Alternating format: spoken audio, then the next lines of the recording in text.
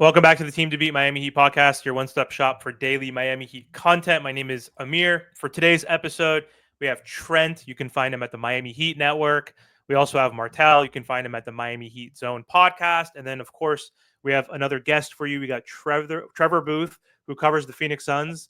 So, Trevor, thanks for joining the show. Really appreciate it. But before we get started, you want to let the audience know a little bit about the work that you're doing for the Suns? Appreciate you guys. Really excited to be on a Miami Heat show. Obviously, these two teams are connected. I've covered the Suns for the last 4 years as a credentialed media member.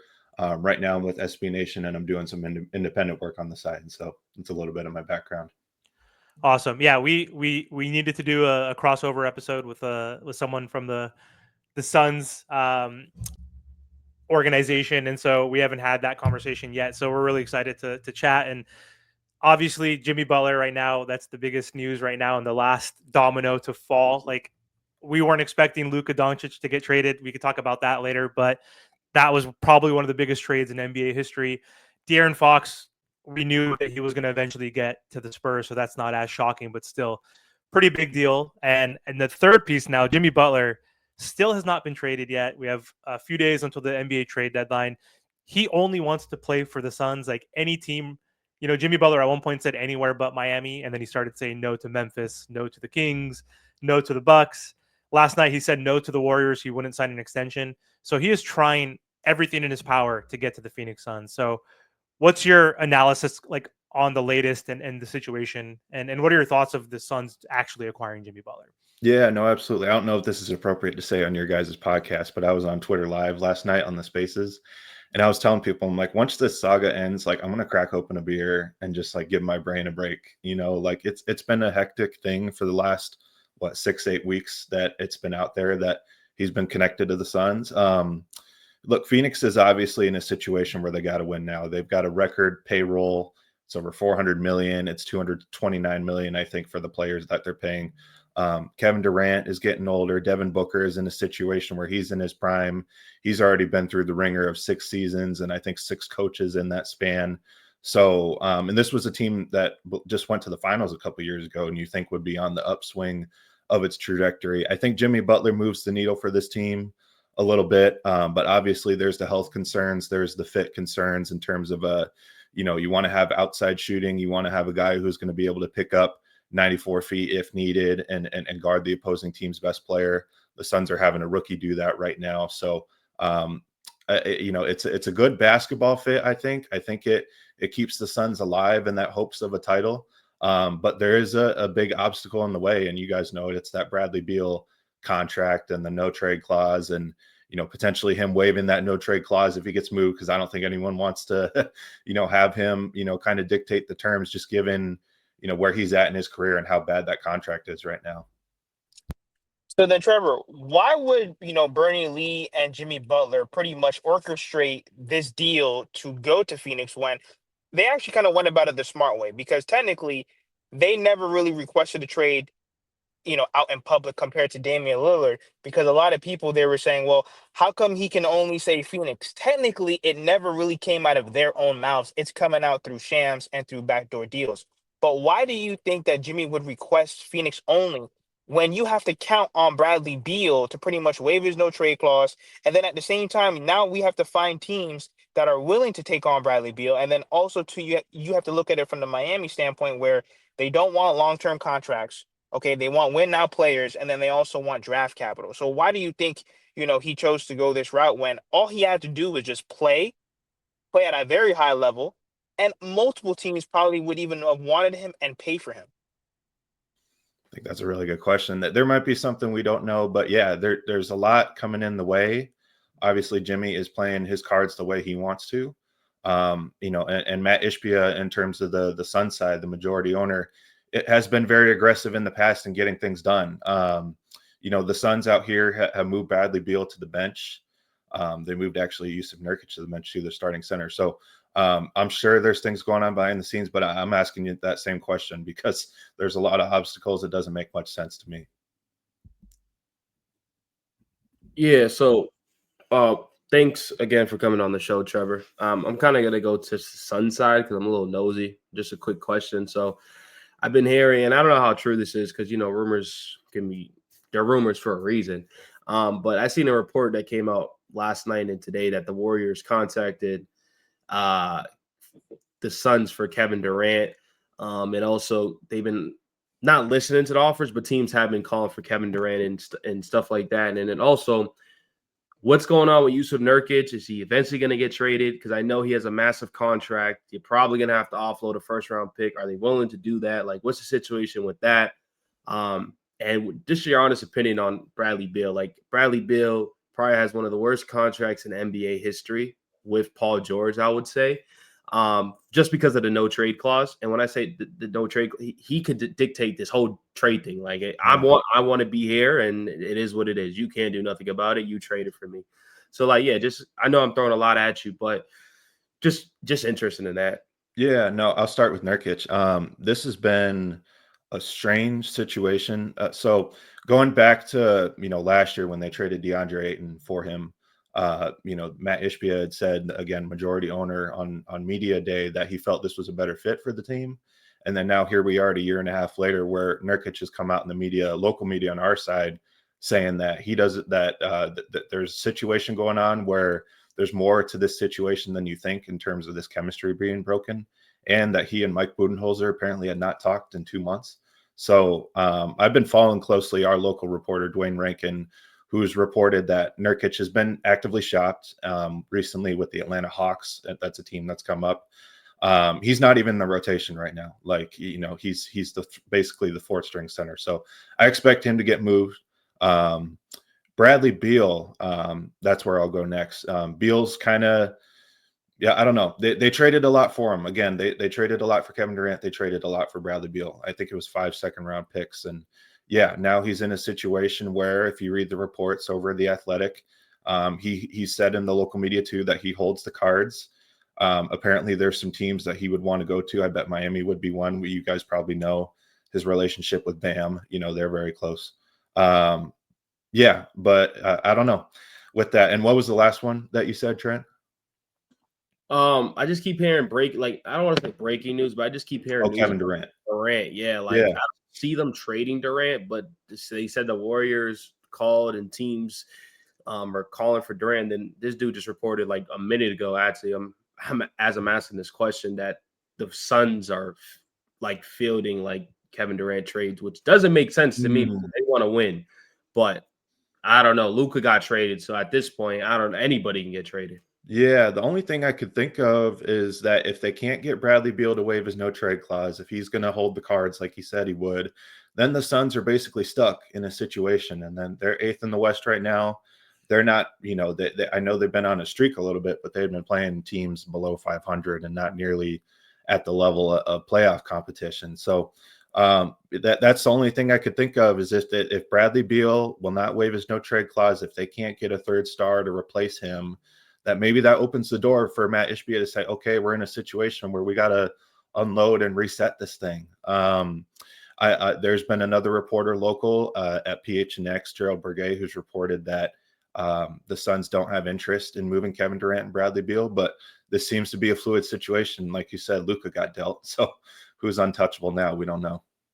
Hey, what I will say, if Durant's available, come to Miami. I'll take you 2 to 3 years in Miami. Let's see what you can do. But right, how bad do you want Jimmy Butler? Would you trade Kevin Durant for Jimmy Butler? That would be a big pivot, right? Obviously, they want to pair Jimmy Butler with Kevin Durant and Devin Booker, but I don't see that happening. I don't see them moving on from Kevin Durant. But my question, though, Trevor, so again, with the Bradley Beal piece, I know Bartelstein has come out basically saying that, like, we haven't even had serious talks about waiving that for a specific team. And you mentioned there's a few teams he might, including the Heat. But do you see a world where any other team wants to take on Bradley Beal's contract? Because, again, there needs to be a 3-4 team trade in order to facilitate a trade, because the Heat have reiterated, we do not want Bradley Beal. The Heat could have got Bradley Beal because he wanted to go to the Miami Heat 2 years ago, right? We could have got him for those 5 second-round picks. So, again, Trent mentioned it earlier, probably one of the worst contracts in the NBA. He's the 5th highest player in the NBA. He's nowhere near being a top 20 player in the NBA. Maybe he's probably top 40 at this point, right? He's still a good player. Obviously, he's confined within his role on this team, but he's still on the wrong side of 30 for a guy who's been injury prone most of his career, missing on average 25, 30 games a season. I don't even know how many games he's missed this season, but I guarantee it's over double digits at this point, right? So Yeah. No, do you see a world though, like where any other team will actually take on Bradley Beal? And then two, it has to be a good team. Like I don't see him going to the Raptors or like a Pistons team like that's in a rebuild. So what are your thoughts on that? Because there are also the second part too is there's rumblings now that the Miami Heat might consider taking on Beal in those 3 first-round picks. So you see that as a possibility where the Miami Heat actually cave? Because I don't, but I just want to hear your opinion. Right. I don't think so. I think I've said that from the beginning that they hold, pretty much leverage unless I'm misunderstanding it, where they could hold on to him through the summer and then just figure this thing out. Run team that's come up in conversations that I've had is the Chicago Bulls, given that he played with Billy Donovan. I don't know why Chicago would want to take on that contract. That doesn't make a lot of sense to me, especially with where they're at. And now they just offloaded Zach LaVine. So why would they want to bring on Bradley Beal? But that's something that's floated around. I know Sacramento, but now they just made the thing was another team I'd heard. So I'm really lost in this situation too. And then like Bradley Beal said, he holds the cards. His family's out here. I think his wife just opened a business out here, if I'm not mistaken, out here in Phoenix. So that's another player in this situation. Unfortunately, I don't know if you guys saw it, but like Bradley Beal has gotten a lot of criticism from Suns fans, like at games. And They've like, been cooking him so bad, yelling at his sons. At his kids, yeah. And like I can't understand that. I will say this, just since I am in the media and I get to see Brad every day. Like Brad is a really good, authentic dude. It's not anything to do with Brad's personality. I think it's just more so this contract, man. And so long answer a little bit, but those were the 2 teams I'd heard. So maybe we turn our eyes to Chicago a little bit. So then, Trevor, how do you think that Devin Booker just feels about this whole situation? Because pretty much since Chris Paul has left, they really haven't been successful. So where do you really see the future with Devin Booker?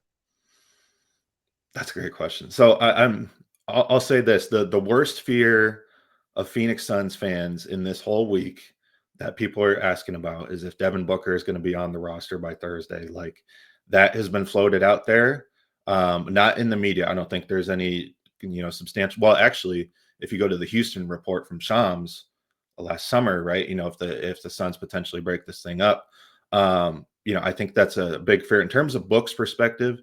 He's always said that Phoenix is his home.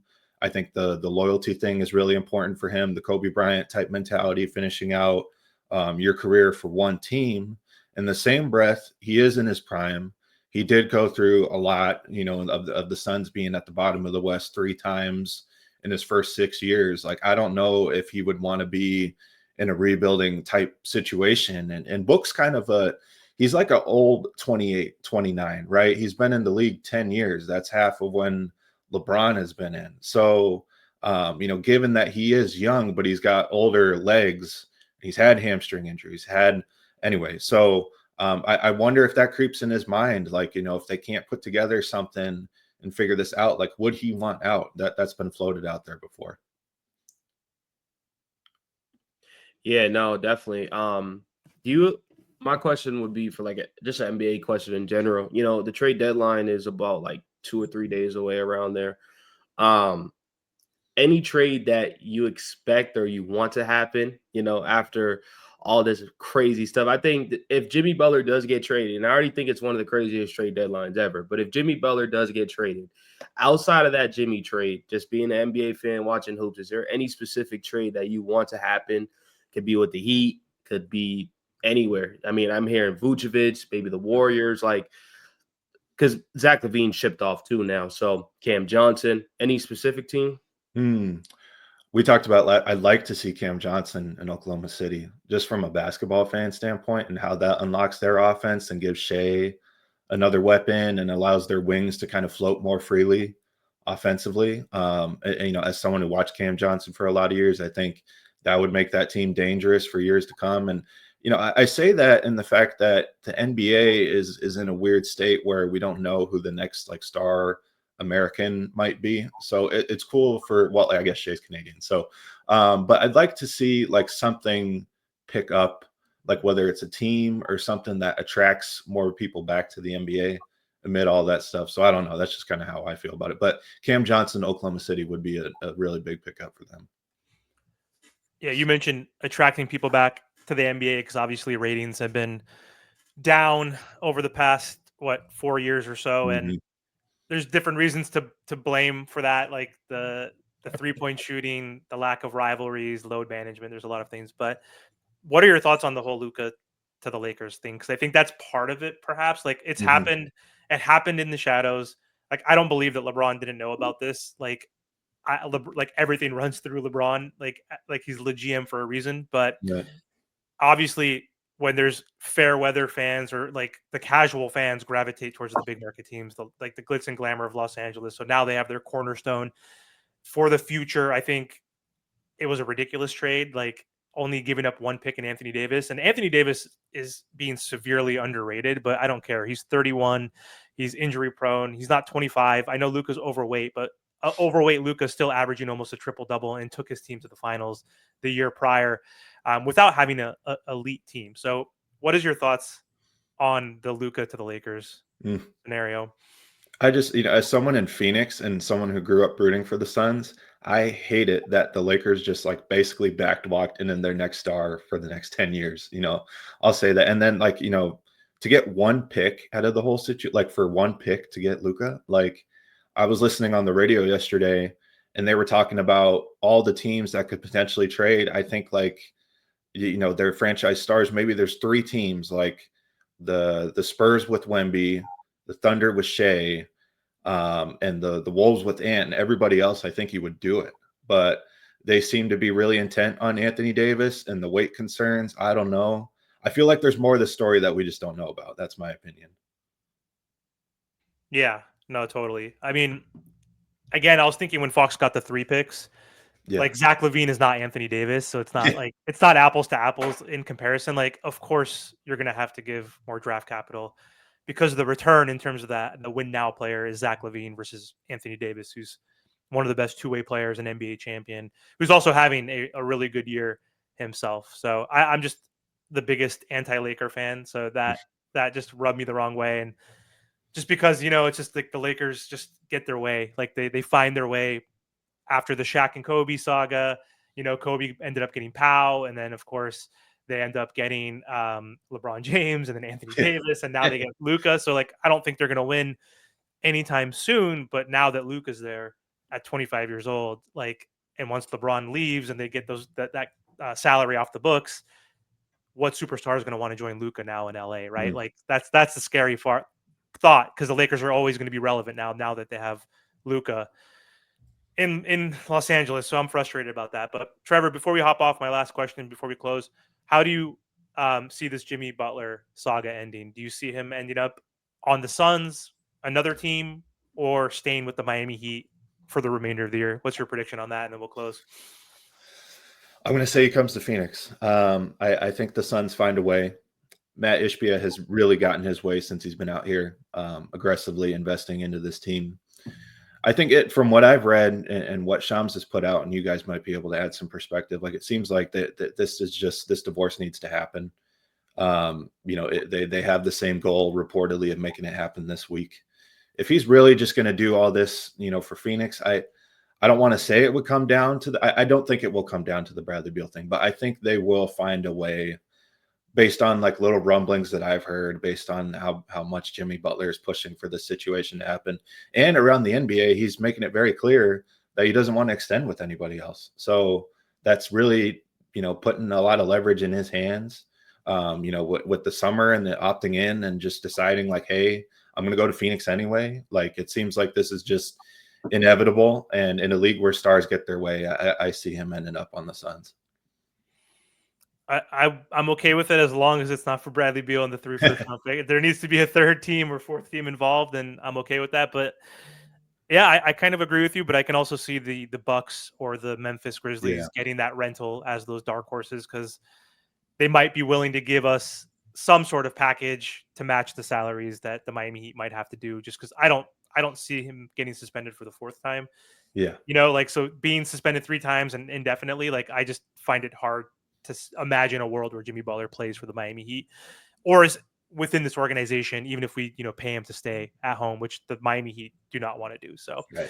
Anyway, Trevor, thank you so much for Yeah. hopping on the show. We really appreciate the time. And again, before you hop off, do you want to let the audience know where they can find you? Yeah, if you want to follow me at Trevor, my name on here, and then the letter initial M Booth on Twitter X. You can get a lot of my thoughts and work. So that's it. Thanks again. Thanks, guys.